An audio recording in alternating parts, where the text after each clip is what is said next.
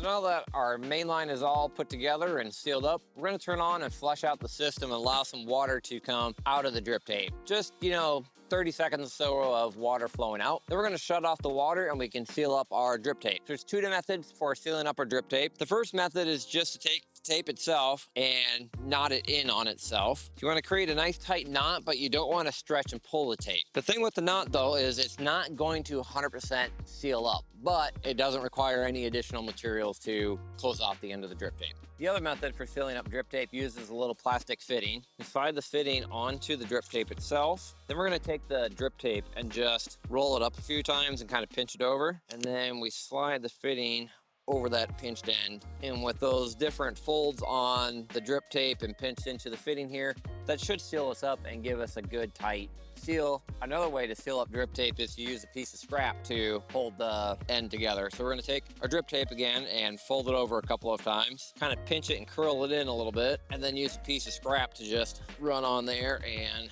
seal it up that way as well. So another good option for sealing up drip tape. I find that this option tends to leak just a little bit, but again, it's drip tape. As always, please like and subscribe to stay tuned for more videos.